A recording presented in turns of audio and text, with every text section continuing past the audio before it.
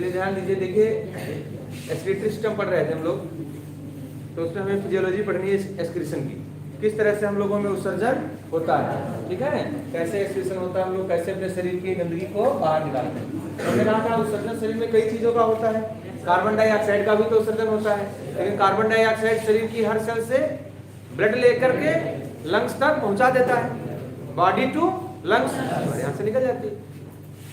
जो मेन हमारे अंदर समस्या करते हैं वो है नाइट्रोजनस एक्सक्रीटरी प्रोडक्ट, नाइट्रोजनी उत्सर्जी पदार्थ, और इनके बनने का कारण क्या है, अमीनो एसिड। हम प्रोटीन खाएंगे, प्रोटीन के पाचन से क्या बनेंगे, अमीनो एसिड, और जो अमीनो एसिड एक्स्ट्रा होंगे उनसे अमोनिया बन सकती है, हमको स्टोर नहीं कर सकते, तो हमको अमीनो एसिड जो है वो फालतू वाले निकालने हैं बॉडी से। किसके रूप में निकालते हैं ये डिपेंड करता है, कोई डायरेक्ट अमोनिया निकालेगा तो अमोनो, अगर यूरिया बना के अमोनिया को यूरियम बदल के निकालेगा यूरियो, और अगर यूरिक एसिड बदल के निकालेगा यूरिको, और डायरेक्ट अमीनो एसिड निकाल देगा अमीनोटेलिक, ठीक है। तो इस तरह से ये आपको पूरा पता है, पिछले टर्म इतना हो गया था। गुड मॉर्निंग विनोद जी, भूपेंद्र, सुरभि, अलका, कृष्णा, आशा, साहू, चेतना, ठीक है, सभी लोगों को वेरी वेरी गुड मॉर्निंग। ध्यान दीजिए, अब आज से आपका जो आगे का पॉइंट स्टार्ट हो रहा है, तो हमने आपको बताया था, याद करिए कि जो हम लोगों में ये जो यूरिन बन रहा है, मूत्र बन रहा है, और हम लोग के मूत्र में क्या निकल रहा है, यूरिया। हमारा जो मेन एक्सक्रीटरी प्रोडक्ट है वो यूरिया है, हम लोग अमोनिया को यूरिया बदल के निकालते हैं, और इस तरह से जो यूरिन बनता है, मूत्र बनता है, वो हमारे अंदर दो चरण है, एक केमिकल फेज और एक फिजिकल फेज। केमिकल फेज का मतलब रासायनिक चरण, रासायनिक चरण कहाँ होगा, लीवर में होगा, और उसमें सारी क्रियाएं होंगी, और किस तरह से अमोनिया को यूरिया में बदल देंगे। फिर यूरिया जब कन्वर्ट हो जाएगा, अमोनिया यूरिया में कन्वर्ट हो जाएगी, यूरिया बन जाएगा, यूरिया का निर्माण हो जाएगा कहाँ, लीवर की कोशिकाएं यानी हिपेटोसाइट, लीवर की कोशिकाओं को क्या कहते हैं, हिपेटोसाइट। उसके बाद वो यूरिया ब्लड में डाला जाएगा, फिर हमने बताया था पूरा सर्कुलेशन करते हुए कहाँ जाएगा, किडनी में, फिर किडनी में छाना जाएगा, और किडनी में जब छाना जाएगा तो ये फिजिकल फेज होगी। वो क्या होगी, फिजिकल फेज। पहले हम लोग केमिकल फेज पढ़ेंगे, फिर फिजिकल फेज पढ़ेंगे, ठीक है। तब तक कुछ दो चार पॉइंट जो आपको देखने थे वो देख लीजिए, कि शरीर में हमारे कौन सी क्रियाएं चल रही हैं, metabolism.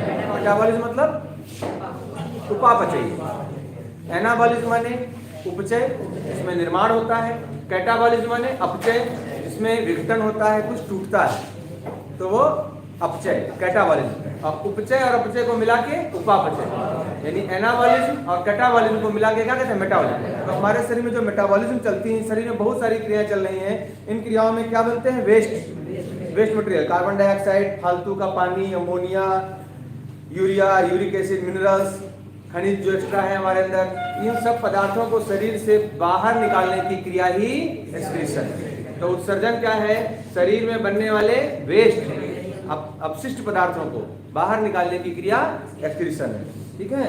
Excretory product of protein metabolism, mainly हमने बताया था सभी जीवों में जो प्रोटीन का उपापचय होगा, किसका, प्रोटीन का, क्योंकि प्रोटीन खाने से क्या मिलेंगे, अमीनो एसिड, और अमीनो एसिड से क्या निकलती है, अमोनिया, और इस अमोनिया को ही निकालना होता है। तो अमीनो एसिड ही समस्या करते हैं, जो कि इनको स्टोर नहीं कर सकते हैं। तो प्रोटीन की मेटाबॉलिज्म से जो बनते हैं वो प्रोडक्ट के आधार पर जीव, हमने आपको मेनली कितने प्रकार के बताया, 4, और भी साइड में कई चीजें हैं, लेकिन आपको पहले भी मेन 4 चीजें याद रखनी है। कौन कौन, अमोनोटेलिक, यूरियोटेलिक, यूरिकोटेलिक और अमीनोटेलिक। तो पहले हम लोग देखते हैं कौन से, यूरिया निकालने वाले। तो यूरिया जो निकालते हैं, हमने कहा था यूरिया अमोनिया से कम विषैला है कि ज्यादा, कम विषैला है। यूरिया से, यूरिया जो है ना, अमोनिया ज्यादा विषैली है। अमोनिया तुम तनिक देर नहीं बर्दाश्त कर सकते हो, तुम्हारी बॉडी में, अगर हम लोगों की बॉडी में अमोनिया बन जाए तो हम बहुत जल्दी मर जाएंगे। यूरिया तो हमारे ब्लड में रहता है, थोड़ा बहुत कोई दिक्कत नहीं है, तो इसलिए यूरिया क्या है, कम विषैला है। तो हम लोग अमोनिया को किससे बदलते हैं, यूरिया में। यूरिया पानी में घुल जाता है या नहीं घुल जाता है, घुल जाता है। आप लोग देख सकते हो, यूरिया की बोरी आती है खेतों में डालने के लिए, शक्कर के जैसे दाने होते हैं, अगर समझेगा तो होम्योपैथी की दवाई समझ के खा लेगा उसे यूरिया के गोल गोल दाने होते हैं। तो जो यूरिया है वो पानी में घुल जाता है, वाटर में क्या है, सॉल्युबल है, और इसे शरीर से बाहर निकालने के लिए कितना पानी चाहिए, कम कि ज्यादा कि औसत? औसत पानी चाहिए, ना बहुत ज्यादा चाहिए ना बहुत औसत मात्रा में चाहिए कि मतलब घुल जाए आराम से। तो मॉडरेट अमाउंट ऑफ वाटर की आवश्यकता होती है। मॉडरेट का मतलब आप लोग जान लेंगे मध्यम।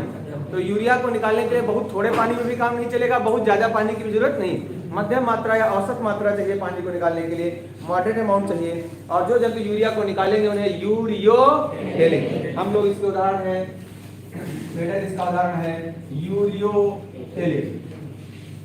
यूरिया निकालने वाले क्या हो जाएंगे, यूरियोटेलिक। तो जितने मैमल्स हैं, मैमल्स माने स्तनधारी, ठीक है, सब यूरिया निकालते हैं, तो सब यूरियोटेलिक। फिर आपका एग्जाम्पल लिखा होगा फ्रॉग, मेढक, ठीक है, तो मेढक जो है वो क्या है, यूरियोटेलिक, वो भी यूरिया निकालता है। मछलियां हमने आपको याद करके बताया था ज्यादातर अमोनिया निकालती हैं, पानी में रहने वाले ज्यादातर अमोनिया निकालते हैं। क्यों, वहां इतना पानी, आराम से अमोनिया निकालो। अमोनिया निकालने के लिए बहुत पानी चाहिए, और जब वो पानी में ही रह रहे हैं तो वहां पानी कौन कमी है। तो तुमने देखा होगा मछली हर समय पानी पीती रहती है। एक तो उसका पानी पीने का रीजन क्या है, मुंह से पानी पिएगी तो दिल से निकलेगा, तो उससे क्या होगा, उसका श्वसन होगा, रेस्पिरेशन होगा। दूसरी चीज, पानी से उसका और क्या निकलेगी, अमोनिया भी निकलेगी। तो ज्यादातर एक्वाटिक जो है वो क्या है, अमोनिया निकालते हैं, लेकिन सारे नहीं, है ना। आप ये मत समझना जितने पानी में सब अमोनिया निकालते हैं, कुछ अपवाद भी हैं, जैसे कार्टिलेजिनस फिशेस, आप लोग जानते हैं ना, कार्टिलेजिनस फिशेस, उपास्थि वाली मछलियां, जिन मछलियों में हड्डी होती है। अब आपको मछली में हड्डी कहाँ होती है, तो जो मछली खाते हैं उसमें जो कांटा निकलता है वो उसकी हड्डी है, ठीक है। तो मछली के खाते हैं उसके अंदर जो कांटा निकलता है वो उसकी क्या है, बोन है। हमारे लिए वो कांटा है, लेकिन उसकी तो हड्डी बेचारी है ना। तो मछली की जो हड्डी होती है, बोन होती है। अब इसके आधार पर जो कंकाल है, उनके आधार पर मछलियां जो देखी जाए, तो कुछ मछलियों का कंकाल अस्थि यानी बोन का बना है, जिनमें मिनरल्स ज्यादा होते हैं। और अपने कान में बताते हैं मुलायम वाली ये क्या है, उपास्थि, कार्टिलेज है। तो कुछ मछलियों का कंकाल कार्टिलेज का बना होता है। आप लोगों ने जो डिसेक्शन किया होगा गोलियोडान का, कुत्ता मछली, वो डार्क फिश जो होती है वो बिल्कुल लचर पचर होती है, बहुत मुलायम होती है। तो जो डार्क फिश होती है वो इतनी मुलायम है, उसके अंदर जो है वो क्या है, कार्टिलेज का कंकाल है। तो उन्हें कार्टिलेजिनस फिशेस या उनको इलेस्मोब्रेंकाई, दो नाम है, कार्टिलेजिनस फिशेस या उनको इलेस्मोब्रेंकाई कहते हैं, वो यूरिया निकालती हैं। तो कितने एग्जाम्पल अभी हो गए, मनुष्य यानी मैमल्स, मैमल के बाद फ्रॉग, फ्रॉग के बाद cartilaginous fishes, semi aquatic amphibia. Semi aquatic मतलब जो पानी में भी हैं और जमीन पर भी। तो इस तरह से सेमी एक्वाटिक है, मतलब वो पानी में रहते हैं, मिट्टी में भी आते हैं, कीचड़ में भी आते हैं, हर जगह जाते हैं। क्योंकि आप जानते हैं कुछ एम्फीबिया एक्वाटिक भी होते हैं, है ना। कुछ एम्फीबिया क्या होते हैं, एक्वाटिक होते हैं, सैलामेंडर वगैरह, नेक्टुरस वगैरह, वो कुछ एम्फीबिया ऐसे थे जो पानी में ही रहते हैं, तो उन्हें क्या बोलते हैं, एक्वाटिक। उनकी अभी बात नहीं कर रहे। तो semi aquatic amphibia, mammals, frog, cartilaginous fishes, semi aquatic amphibia, marine fishes, समुद्री मछलियां। और कौन सी मछलियां, समुद्री मछलियां, ठीक है, ये नदी तालाब की नहीं, समुद्री मछलियां। और एक्वाटिक और सेमी एक्वाटिक रेप्टाइल, जो सरीसृप हैं। कौन से सरीसृप, चाहे पानी वाले हो चाहे अर्ध पानी, यानी पानी और थोड़ा सा जमीन, दोनों जगह जो जी लेते हैं, सेमी एक्वाटिक। ये इतने लोग क्या निकालते हैं, यूरिया निकालते हैं। इतने जब जो है वो क्या निकाल रहे हैं, यूरिया निकाल रहे हैं। समझ में आ गई बात सब लोगों की। तो ये आपको एग्जाम्पल याद करने हैं, सभी लोगों को, ऑनलाइन वालों को भी याद करने हैं कि कौन कौन जीव निकाल रहे हैं यूरिया, ठीक है। नोट्स जिनके पास नहीं है अभी भेज देंगे हम, और जो लोगों के पास नोट्स नहीं वो सभी लोग नोट्स ले लेंगे, ठीक है। अब आ जाते हैं यूरिया के बाद यूरिक एसिड। तो जो यूरिक एसिड निकालते हैं उनको क्या बोलेंगे, यूरिको, यूरिको। तो यूरिक एसिड निकालते हैं, ठीक है। ये यूरिया से भी कम विषैला है। यूरिक एसिड जो है ये यूरिया से कम विषैला है, और इसको घोलने के लिए पानी की ज्यादा जरूरत नहीं है। पानी नहीं लगता यूरिक एसिड में। तो जब उसको घोलने में पानी ज्यादा नहीं लगेगा, हल्का पानी लगेगा, तो जो मूत्र होगा वो पतला नहीं गाढ़ा होगा। मूत्र कैसा होगा, गाढ़ा, अर्ध ठोस होगा। अर्ध ठोस समझते हो, जैसे हमने कहा था मंजन आपका, है ना। तो जो टूथपेस्ट निकालते हो, दबाते हो मंजन को, अपने बाहर आता है, वो देखो ना तो वो पानी है, ना तो वो गाढ़ा, ना तो ठोस है। मंजन जो आपका ना ठोस है ना द्रव है। तो मंजन जो है आपका क्या है, टूथपेस्ट क्या है, टूथपेस्ट सेमी सॉलिड। तो इनका मूत्र भी ऐसा ही होता है, जैसे बताया था चिड़िया ऊपर से करती सफेद सफेद गिरता है, तो वो उसका क्या है, मूत्र है। तो सेमी सॉलिड होता है, तो यह यूरिया की तुलना में कम टॉक्सिक होता है, पानी में कम सॉल्युबल होता है, कम घुलता है, और इसके उत्सर्जन के लिए पानी बहुत कम, तो पानी में घुल ही नहीं रहा है तो बहुत हल्का पानी लगाना पड़ता है, पानी बहुत कम जरूरी होता है, पानी की बहुत कम आवश्यकता पड़ती है।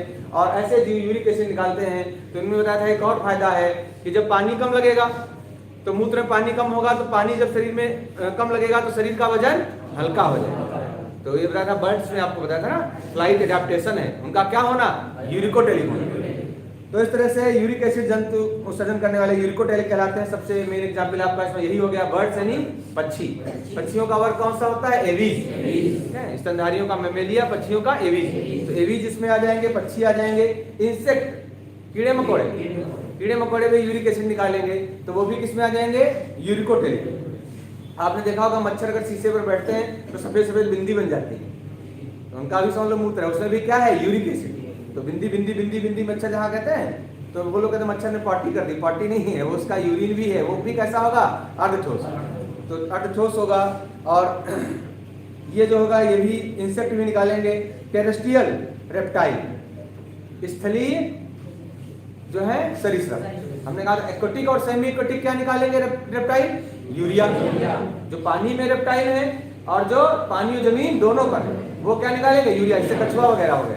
और जो पूरी तरह से टेरेस्ट्रियल है वो क्या निकालेंगे, यूरिक एसिड, जैसे छिपकली, स्नेक्स।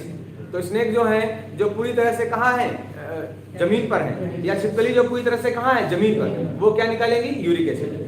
तो जो टेरेस्ट्रियल रेप्टाइल है, टेरेस्ट्रियल मतलब क्या होता है, स्थलीय, स्थलीय रेप्टाइल भी क्या निकालेंगे, यूरिक एसिड। तो ये आपके एग्जाम्पल हो गए कौन कौन से, बर्ड्स, इंसेक्ट्स और टेरेस्ट्रियल रेप्टाइल। ठीक है, तीन चीजें याद रखना, बर्ड, इंसेक्ट और टेरेस्ट्रियल रेप्टाइल, ये लोग हो गए यूरिकोटेलिक। अब उसके बाद देखते हैं अमोनिया निकालने वाले, जो डायरेक्ट अमोनिया निकाल देते हैं, अमोनिया गैस को ही निकाल देते हैं, तो ना तो यूरिया में बदलते हैं ना तो यूरिक एसिड, अमोनिया निकाल देते हैं। अमोनिया निकालने वाले अमोनोटेलिक। ठीक है, अमोनिया निकालना है तो अमोनिया तो बहुत विषैली है और घोलने में पानी भी बहुत ज्यादा लगता है, तो वाटर में सॉल्युबल है, बहुत अधिक टॉक्सिक है, तो अमोनिया बहुत जल्दी जल्दी निकालनी पड़ती है। बहुत जल्दी जल्दी निकालने के लिए बहुत ज्यादा पानी लगता है, तो बहुत ज्यादा पानी लगता है, बहुत ज्यादा जल की आवश्यकता होती है। और अमोनिया वही निकाल सकते हैं जिनके पास खूब पानी हो। खूब पानी किनके पास होता है, जलीय, एक्वाटिक एनिमल्स के पास। किसके पास, एक्वाटिक एनिमल्स के पास होता है, अमोनोटेलिक होते हैं। इसमें आपकी आ जाएंगी फ्रेश वाटर फिशेज, जो आपके नदी में, तालाब में जो मछलियां हैं, नदी तालाब का पानी कैसा है, फ्रेश वाटर, ये खारा नहीं है। इसमें जो मछलियां, और कौन सी मछलियां, हड्डी वाली, जैसे रोहू मछली। तो रोहू मछली का कंकाल किसका बना होगा, बोन का, अस्थि का। स्कोलियोडान का किसका बना था, कार्टिलेज, कार्टिलेज वाली क्या निकाली थी, यूरिया। और जो हड्डी है रोहू मछली वो आती है कांड्रिक, जो उपास्थि वाली थी वो आती थी कांड्रिक थीज में, जिनमें कार्टिलेज थी वो आती थी कांड्रिक थीज में, और हड्डी वाली आती है आस्टिक थीज, इसमें आती है आस्टिक थीज। तो आस्टिक थीज को कहते हैं बोनी फिशेस, आस्टिक थीज को क्या कहते हैं, आस्टिक थीज। और ताजे पानी वाली मछलियां क्या निकालेंगी, अमोनिया। तो fresh water fishes, bony fishes, bony fishes मतलब ऑस्टिक थीस, अमोनिया निकालेंगी। एम्फीबिया का टेडपोल, अब सोचो मेढक यूरिया निकालता है, मेढक, और मेढक का जो लार्वा है, अंडे से जो पहले लार्वा निकलता है, मेढक का लार्वा भेंक शिशु, भेंक शिशु यानी टेडपोल लार्वा, वो अमोनिया निकालता है। ये क्या चक्कर है कि मेढक जो है यूरिया निकालता है, उसका लार्वा जो है अमोनिया निकालता है। इससे आपको बताया था कुछ सिद्ध होता है, क्या सिद्ध होता है इससे, ऑनलाइन वाले बताइए, ऑनलाइन वाले बताइए कि जो मेढक है, बिल्कुल सही विनोद तोमर जी बिल्कुल सही लिख रहे हैं, प्रोटोजोआ, पोरीफेरा, सिलेंट्रेटा, पानी में रहने वाले लार्वा, मेढक का लार्वा, अमोनी फिशेस, ये सब एग्जाम्पल है किसके, अमोनोटेलिक के। अब आप लोग ये बताइए कि जो मेढक का टेडपोल लार्वा अमोनिया निकाल रहा है, और वो जब लार्वा से कायांतरण हुआ, मेटामार्फोसिस हुआ, तो लार्वा से मेटामार्फोसिस के बाद जब एडल्ट फ्रॉग बना तो वो यूरिया निकाल रहा है, यानी मेढक यूरिया निकालता है और उसका लार्वा अमोनिया निकालता है। इससे कौन सी घटना सिद्ध होती है, इससे कौन सी घटना सिद्ध होती है, चलिए एग्जाम्पल आ नहीं पा रहे हैं, लेकिन आप लोग सही बताते, सुयश ने सही बताया था ये बताया था रिकैपिचुलेशन थ्योरी है, याद करो, हमने आपको बताया है ये कौन सी थ्योरी है, रिकैपिचुलेशन थ्योरी, पुनरावृत्ति का सिद्धांत। याद है आपको, रिकैपिचुलेशन थ्योरी अर्नेस्ट हीकल ने दी थी। अर्नेस्ट हीकल का रिकैपिचुलेशन थ्योरी क्या कहता है, ontogeny repeats phylogeny, ontogeny repeats phylogeny, व्यक्तिवृत्त जातिवृत्त की पुनरावृत्ति करता है। एक जीव का विकास उसकी पूरी जाति के विकास को दोहराता है। आप जानते हैं मेढक आज पानी के बाहर आ गया है, वो क्या बन गया है, उभयचर, एम्फीबिया। लेकिन एम्फीबिया की ओरिजिन किससे हुई, मछलियों से, यानी कि मेढक के पूर्वज कौन है, मछलियां हैं। तो जब मेढक का लार्वा होता है तो अपने पूर्वज, उसके पूर्वज कौन है, मछली, वो अपने पूर्वजों को दोहराता है, अपनी जाति के इतिहास को दोहराता है, फाइलोजेनी को दोहराता है कि हम मछलियों से बने, इसीलिए वो मछली से समानता दिखाता है और क्या निकालता है, अमोनिया। और जब एडल्ट होता है तो वो क्या निकालता है, यूरिया। तो वहां पर ये जो पुनरावृत्ति हो रही है ये एक प्रकार का रिकैपिचुलेशन है। और हमने दो तरह के रिकैपिचुलेशन आपको बताए थे, एक शरीर की बनावट में होने वाले मार्फोलॉजिकल रिकैपिचुलेशन, और एक शरीर की क्रिया में होने वाले फिजियोलॉजिकल रिकैपिचुलेशन। तो ये जो रिकैपिचुलेशन है ये बायोकेमिकल या फिजियोलॉजिकल है, शरीर की क्रिया में। ठीक है, समझ में आई बात। तो ये कौन सा चीज है, ये रिकैपिचुलेशन, मेढक के लार्वा के द्वारा अमोनिया का निकालना पुनरावृत्ति के सिद्धांत को प्रमाणित करता है, उसको सिद्ध करता है। ठीक है, ऑन्टोजेनी रिपीट्स फाइलोजेनी सभी लोग जानते होंगे, कनेक्ट नहीं कर पा रहे थे उसको बस। फिर अब आ गए ऐसे जीव, अच्छा और कौन निकाल रहा है, एम्फीबियन, टेडपोल निकाल रहा है, और टेल्ड एम्फीबिया, पूंछ वाले एम्फीबिया। पूंछ वाले एम्फीबिया यानी यूरोडिला। एम्फीबिया के अलग अलग आर्डर हैं, यूरोडिला है, सेलेंसिया है, न्यूरा है। तो सेलेंसिया को न्यूरा कहते हैं, यूरोडिला को कार्डेटा कहते हैं, जिम्नोफियना या जो होता है एपोडा होता है। तो जो ये मेन एम्फीबिया के आर्डर है उसमें जो पूंछ वाले हैं, पूंछ मेढक के पूंछ होती है वो एन न्यूरा में आता है। एन न्यूरा मतलब जिसमें ए माने एब्सेंट है, यूरा मतलब पूंछ, तो उसमें पूंछ नहीं है, यो उछल के चलता है मेढक, उछल के चलने को कहते हैं साल्टेटरी मूवमेंट, तो वो सेलेंसिया। तो मेढक आता है न्यूरा यानी सेलेंसिया, चाहे आप न्यूरा कह लो चाहे न्यूरा मतलब बिना पूंछ वाला, सेलेंसिया मतलब उछल के चलने वाला। तो वो तो मेढक हो गया, उसमें तो पूंछ नहीं। पूंछ वाले होते हैं यूरोडिला, यूरो मतलब टेल, या यूरोडिला को कह सकते हो कार्डेटा, कार्डल माने भी टेल। तो यूरोडिला या कार्डेटा में कौन आएंगे, सैलमेंडर। आपने देखा सैलमेंडर पूंछ वाला होता है। नेक्ट्यूरस कैसा होता है, पूंछ वाला। ये सब पानी में रहते हैं और ये क्या निकालेंगे,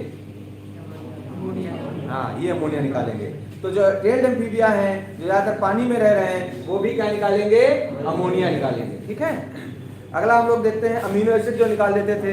जो अमीनो एसिड निकाल देते हैं उनको हम क्या कहेंगे, अमीनोटेरिक, उनको सीधे कहेंगे। अब उन्होंने ज्यादा तकलीफ ही नहीं उठाई, प्रोटीन खाई, प्रोटीन के पास से अमीनो एसिड मैंने एक्स्ट्रा अमीनो एसिड ले इसे निकाल दिया, फालतू अमीनो एसिड को डायरेक्ट निकाल दिया, तो किसी चीज में बदला ही नहीं। तो इन्हें क्या कहेंगे, अमीनोटेरिक। तो इनको अमीनोटेरिक कहेंगे।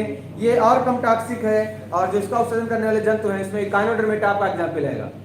इकाइनोडर्मेटा यानी स्टारफिश, तो स्टारफिश इसका एग्जाम्पल है किसका, अमीनोटेरिक। और पाइला वगैरह। ठीक है, और कौन सा आ जाएगा, पाइला, अमीनो एसिड निकाल सकता है अमीनोटेरिक में। फिर इसके अलावा और भी चीजें हो सकती हैं, जैसे कुछ जीव क्रिएटिन भी निकालते हैं। क्रिएटिनिन होता है, ये भी शरीर से निकाला जाता है। क्रिएटिन क्या है, मेथिल ग्वानिडोएसिटिक एसिड। क्रिएटिन क्या है, मेथिल ग्वानिडोएसिटिक एसिड, और इसको भी निकाला जा सकता है। ये मेनली हमारा क्रिएटिन कहाँ पाया जाता है, मसल्स, हमारी मांसपेशियों में बनता है और ऊर्जा देने के लिए काम में आता है। इसका भी उत्सर्जन किया जा सकता है। ठीक है, फिर उसके बाद हम देखेंगे ह्यूमन एक्सक्रीटरी सिस्टम, मनुष्य का उत्सर्जी तंत्र। मनुष्य का उत्सर्जी तंत्र आपको बताया था, पिछले टर्म में बताया था। किडनी में ब्लड आया, रीनल आर्टरी लौट के गया, रीनल वेन आया गया, खून आया गया और किडनी में छन गया। छान करके जो बनाया वो यूरिन, यूरिन दो नलियों से नीचे आया, यूरेटर, और यूरेटर से थैली में भर गया यूरिनरी ब्लैडर, और यूरेथ्रा से बाहर चला गया। तो ये जो पूरा आपको एक्सक्रीटरी सिस्टम बताया था, ये हमारा मनुष्य का मेन ऑर्गन, एक्सक्रीटरी ऑर्गन क्या थी, हमारी किडनी थी। किडनी थी, एक जोड़ी किडनी पाई जाती है। किडनी हमारी मीजोडर्मल ओरिजिन की होती है। किडनी हमारी किस ओरिजिन की होती है, मीजोडर्मल ओरिजिन की होती है, और develop from nephrostome of early embryo. ठीक है, तो मीजोनेफ्रिक किडनी का मतलब होता है जो नेफ्रोस्टोम के मध्य भाग से बने। प्रोनेफ्रिक का मतलब होता है जो नेफ्रोस्टोम के अग्र भाग से बने, और पिस्थोनेफ्रिक का होता है जो नेफ्रोस्टोम के पश्च भाग से बने। तो हम लोगों की मीजोनेफ्रिक है, सॉरी मेटानेफ्रिक, हम लोगों की कैसी है मेढक की जो मीजोनेफ्रिक है। एग्जाम्पल करेक्ट कर लीजिएगा, जो मेढक है अगर फ्रॉग की पूछा जाए तो फ्रॉग की किडनी कैसी कहेंगे मीजोनेफ्रिक, और मनुष्य की कैसी कहेंगे मैन की हो जाएगी मेटानेफ्रिक। आपको दोनों एग्जाम्पल थोड़ा ध्यान में देने हैं, मेढक का भी और मनुष्य का भी। ओरिजिन कैसी हो गई मीजोडर्मल, और नेफ्रोस्टोम के आधार पर मेटानेफ्रिक। हम अपनी किडनी की बात कर रहे हैं, ओरिजिन कैसी हो गई मीजोडर्मल, और उत्पत्ति के आधार पर और उसकी जो नेफ्रोस्टोम से बना वो मेटानेफ्रिक। तो मेटानेफ्रिक है मैमल्स की, ठीक है, ध्यान देंगे। तो जो भ्रूण बनता है एम्ब्रियो, तो एम्ब्रियो में बच्चे में पहले किडनी बनती होंगी, तो किडनी की ओरिजिन जिस टिश्यू से होती है उसे बोलते हैं नेफ्रोस्टोम। क्या बोलते हैं? अब वहीं से देखना होता है, उसी नेफ्रोटोम, जो नेफ्रोटोम होता है लिख देते हैं नेफ्रोटोम।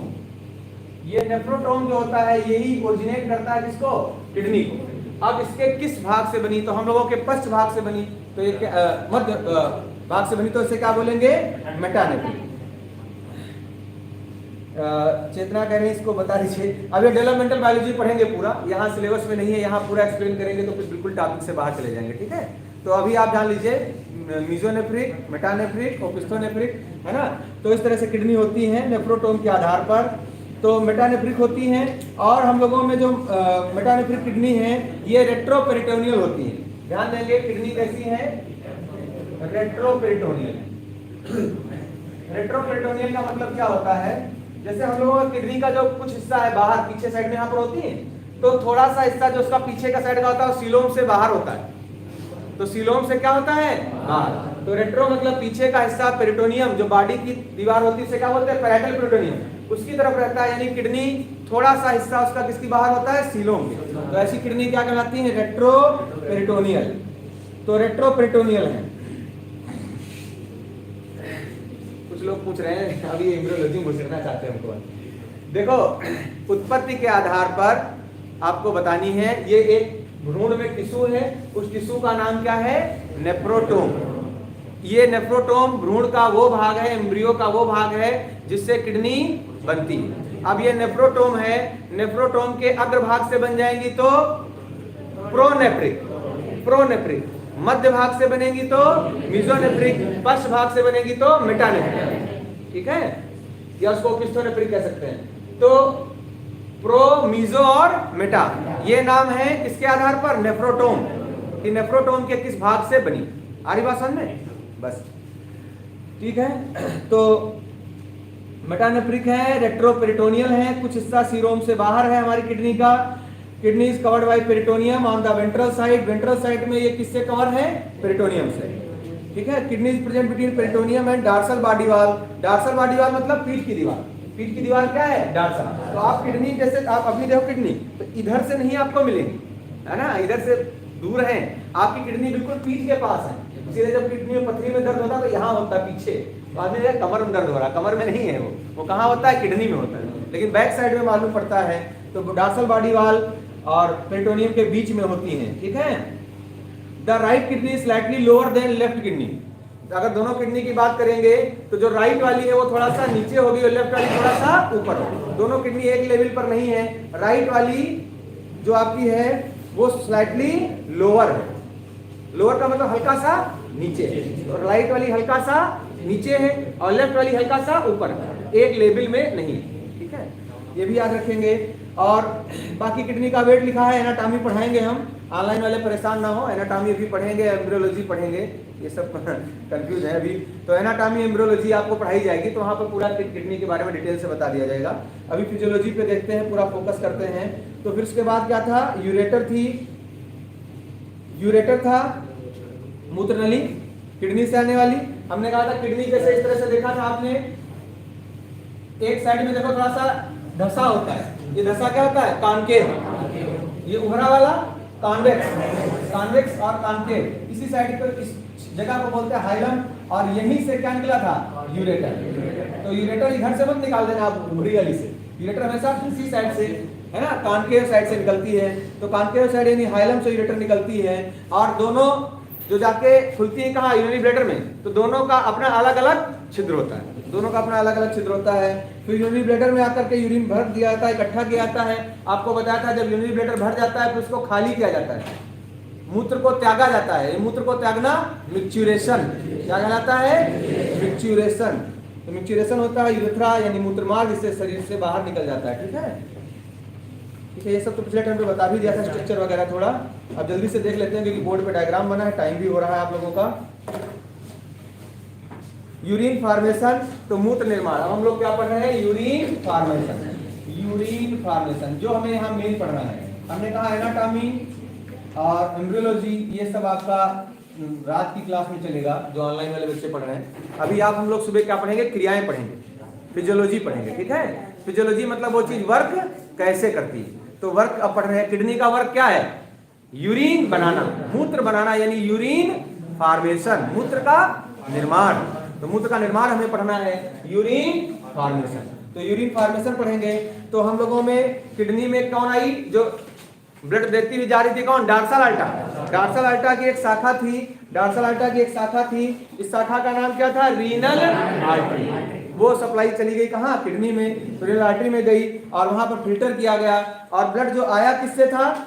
रीनल आर्टरी से, और किडनी से लौटा किससे? रीनल वेन से। और इस बीच किडनी ने छान लिया और वहां से यूरिन बना। तो इस तरह से जैसे ये आ रही, मान लो ये किडनी में आ रही है, तो ये आ रही है, तो ये कौन है? Renal artery. और ये किडनी से जा रही है, ये जा रही है, सब समझाने के लिए खाली बता रहे हैं, जा रही तो रीनल वेन, और इधर ये बन क्या गया? यूरिन। तो ये जो यूरिन बनाना है कैसे बनता है इसको आपको देखना है। तो हमने कहा जो यूरिन का निर्माण है 2 चरणों में पूरा होता है। पहला चरण कौन है?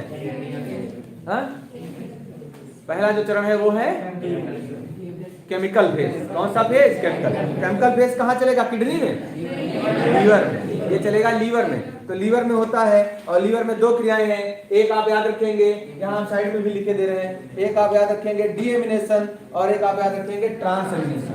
जल्दी से देखेंगे, डीएमिनेशन और ट्रांसएमिनेशन। Deamination, transamination. डीएमिनेशन का मतलब क्या होता है? डीई मतलब कहीं भी डीई लगाओ, डीई का मतलब होता है निकालना। तो जो आपका अमीनो एसिड है, आपको पता है अमीनो एसिड में एक क्या होता है?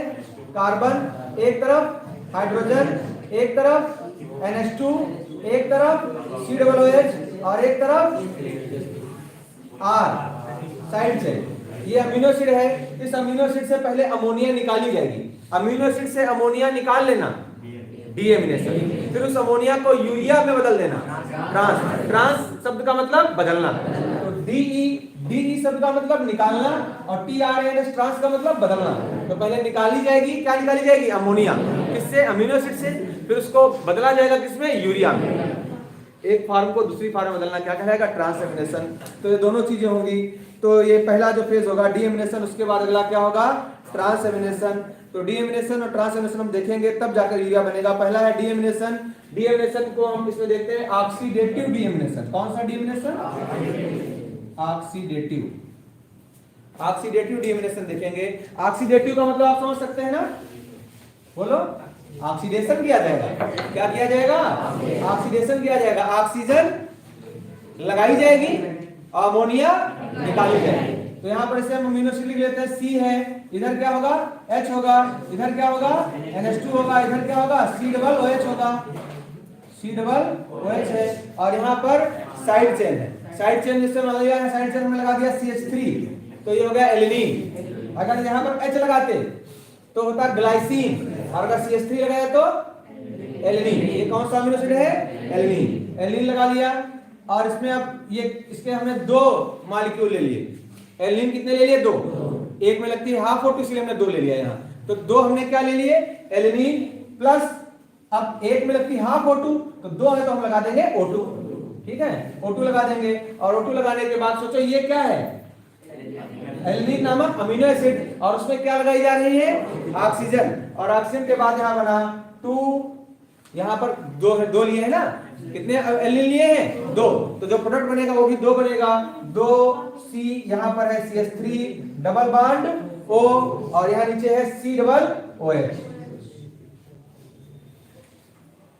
ध्यान देंगे, CH3 मतलब मेथिल ग्रुप, COO यानी कीटोन ग्रुप, और यहाँ COOH। तो CH3CO COOH, ये क्या हो गया?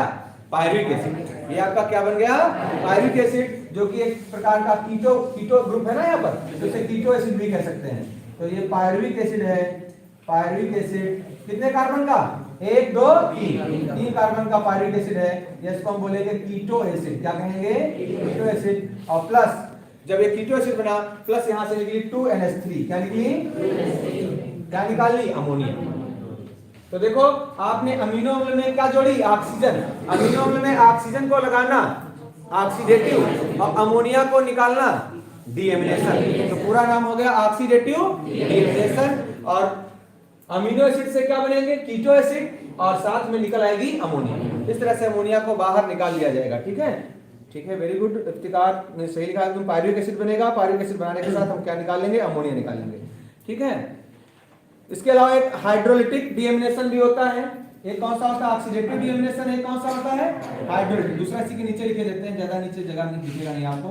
हाइड्रोलिटिक डीएमिनेशन, तो दो तरह से डीएमिनेशन किया गया, एक कौन सा, ऑक्सीडेटिव, दूसरा कौन सा, हाइड्रोलिटिक। हाइड्रोलिटिक में जल लगाएंगे, अमीनो एसिड के साथ क्या लगाएंगे, जल, और जल लगा के तोड़ना हाइड्रोलिसिस। जल अपघटन करेंगे, जल अपघटन करेंगे, डिहाइड्रोजनेज एंजाइम लगेगा।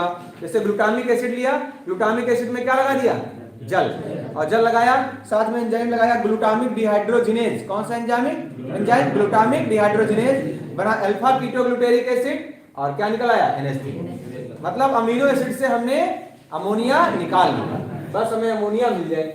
ये रही अमोनिया, ये अमोनिया है, कहां से आई, by deamination of extra amino acid. फालतू अमीनो एसिड से अमोनिया निकाल लेना, फालतू अमीनो एसिड से, तो by deamination of extra amino acid. जो एक्स्ट्रा अमीनो एसिड थे पहले उनका डीएमिनेशन करेंगे, चाहे वो ऑक्सीडेटिव करें या हाइड्रोलिटिक करें। ऑक्सीडेटिव का मतलब ऑक्सीजन लगा करके, हाइड्रोलिटिक का मतलब जल अपघटन करके, और किसी भी तरह से हम अमीनो अम्ल से क्या निकाल लेंगे, अमोनिया।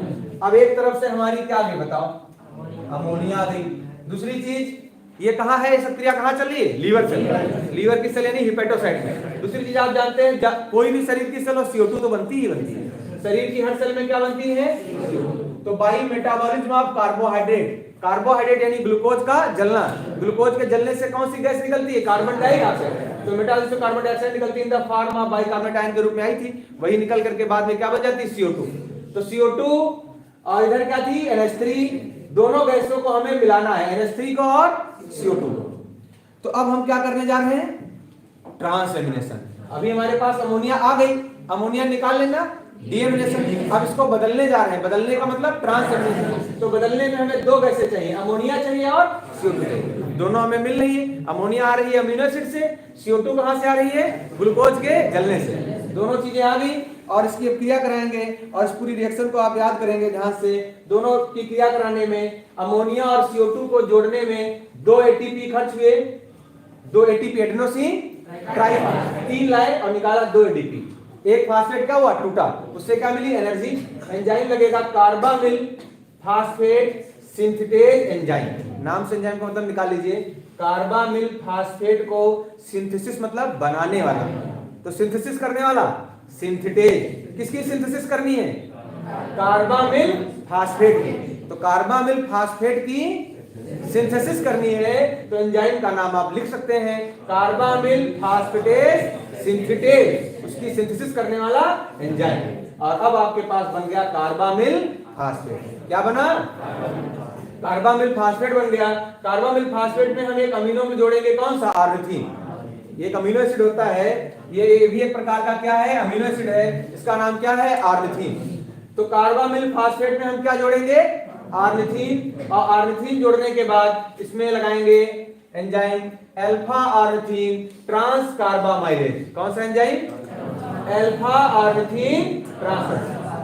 तो अमोनिया और कार्बन डाइऑक्साइड को जोड़ के क्या बनाया, कार्बामिल फास्फेट। कार्बामिल फास्फेट को किसके साथ जोड़ना है, आर्निथिन के साथ, और आर्निथिन के साथ जोड़ने के बाद, आर्निथिन के साथ जोड़ने के बाद क्या बना लेंगे, सिट्रुलिन। क्या बना लेंगे, इन दोनों को जोड़ेगा कौन सा एंजाइम, अल्फा आर्निथिन। आर्निथिन पे काम कर रहा है ना, अल्फा आर्निथिन ट्रांस कार्बामाइलेज। बदल दिया किसमें, सिट्रुलिन। किसमें बदल दिया, सिट्रुलिन में। फिर उसके बाद हम एक ATP लाएंगे, एडेनोसिन ट्राइफॉस्फेट, निकालेंगे ADP एडेनोसिन डाइफॉस्फेट, ऊर्जा मिलेगी, एस्पार्टिक एसिड लगाएंगे। अमोनिया के एक अणु के लिए हम एक क्या लगाएंगे, एस्पार्टिक एसिड, और एस्पार्टिक एसिड लगाने के बाद हमारे पास बनेगा आर्जिनोसक्सिनिक एसिड। क्या बनेगा, आर्जिनोसक्सिनिक एसिड। जब आर्जिनोसक्सिनिक एसिड बन जाएगा तो आर्जिनोसक्सिनिक एसिड पर काम करने वाला आर्जिनोसक्सिनेज, कौन सा एंजाइम, आर्जिनो, इसी पर है एज लगा दो। एंजाइम में क्या होता है, एज ही लगाना होता है। ऐसे लिपिड है तो लाइपेज, माल्टोज है तो माल्टेज, एज लगाओ। एज इसका क्या होता है, सफिक्स। तो आर्जिनोसक्सिनिक एसिड पर आर्जिनोसक्सिनेज एज लगा दिया, ये एंजाइम लगाया और क्या निकाला, फ्यूमेरिक एसिड। फ्यूमेरिक एसिड निकल गया और आर्जिनोसक्सिनिक एसिड बदल गया आर्जिनिन अमीनो एसिड। किसमें बदल गया, आर्जिनिन। अब हमारे पास अगला अमीनो एसिड बन गया कौन सा, आर्जिनिन। तो अब बन गया हमारे पास आर्जिनिन। ये क्या बना, आर्जिनिन। आर्जिनिन बनने के बाद उस पे आर्जिनेज, फिर एज लगा दो। आर्जिनिन पर काम करने वाला आर्जिनेज, और साथ में एक जल लगाएंगे और एक यूरिया निकल आएगा। H2O लगाया और क्या निकला, यूरिया। यूरिया मतलब NH2CO। तो इस तरह से यूरिया निकल आया और आर्जिनिन फिर बदल गया किसमें, आर्जिथीन में। यानी सोचो ये चक्कर आर्जिथीन से चला था और फिर आपके पास लास्ट में क्या बन गया, आर्जिथीन। जहां से चले घूम के वहीं आ जाना, साइकिल। और ये साइकिल आर्जिथीन से शुरू हुई और घूम करके फिर लास्ट में क्या बन गया, आर्जिथीन। ये क्या है, आर्जिथीन। आपके पास फिर आर्जिथीन बन गया। आप फिर क्या करो, फिर अमीनो एसिड जो फालतू है, प्रोटीन खाने से जो अमीनो एसिड फालतू है, उनसे फिर क्या निकालो, अमोनिया। क्या करो, डीएमिनेशन, इधर से अमोनिया उधर से कार्बन डाइऑक्साइड, दोनों को जोड़ो किस एंजाइम से, carbamyl phosphatase synthetase enzyme. Carbamyl phosphatase synthetase enzyme. अब क्या बना लो, कार्बामिल फास्फेट, उसमें फिर जोड़ लो कौन, आर्जिथीन। और कार्बामिल फास्फेट और आर्जिथीन को जोड़ के फिर क्या बनाओ, सिट्रुलिन। जोड़ने में enzyme alpha ornithine transcarbamylase, alpha ornithine transcarbamylase. और सिट्रुलिन में फिर आपको बदलना है किसमें, आर्जिनोसक्सिनिक एसिड। एटीपी एक खर्च होगा, एक एस्पार्टिक एसिड खर्च होगा। आर्जिनोसक्सिनिक एसिड पर आर्जिनोसक्सिनेज एंजाइम लगाएंगे, फ्यूमेरिक एसिड निकलेगा और बदल जाएगा किसमें, आर्जिनिन में। आर्जिनिन पर काम करेगा आर्जिनेज और H2O लगेगा और यहां पर आपका आउट हो गया, क्या बाहर निकल आया, यूरिया। और यूरिया को ले गए कहां, यूरिन। यूरिन यानी मूत्र। यूरिया को कहां ले जाना है, यूरिन में। ये यूरिया उधर निकल जाएगा और आर्जिनिन फिर किससे बदल जाएगा, आर्जिथीन में, फिर से बदल जाएगा आर्जिथीन में। इस तरह से साइकिल चलती रहती है। इसको आर्जिथीन साइकिल या इसको वैज्ञानिक के नाम के आधार पर क्रेब हैंसलीट साइकिल, क्या बोलते हैं, क्रेब हैंसलीट, दोनों नाम इसके चलते हैं, आर्जिथीन साइकिल या इसको क्रेब हैंसलीट साइकिल भी कहते हैं। ठीक है, आपके सामने बनी है, नोट्स में भी बनी है, अच्छे से तैयार कर लेंगे। इस तरह से ये जो है हमारा किसका निर्माण हो गया, यूरिया का। और ये यूरिया अब किसने बनाया, लीवर ने, और लीवर ने डाल दिया। लीवर से कौन निकली, बोलो, लीवर से कौन पाइप निकली, हिपैटिक वेन। और ये यूरिया कहां चला गया, हिपैटिक वेन। तो सबसे ज्यादा यूरिया आपको कहां मिलेगा, वो लीवर में बना, तो हिपैटिक वेन में आ जाएगा। अब ब्लड में आ जाएगा और यूरिया जाते हुए अब ये केमिकल फेज पूरा हो गया। केमिकल फेज के बाद ये यूरिया कहां जाएगा, किडनी में। और किडनी में छाना जाएगा तो उससे फिजिकल फेज चलेगी, वहां पर क्या चलेगी, ठीक है। तो फिजिकल फेज रहेगा ही, फिजिकल फेज फिर देखेंगे, वो लंबा है टॉपिक, बहुत समय लगेगा फिजिकल फेज में। अभी आप लोगों का आज केमिकल फेज पूरा हो गया, ठीक है।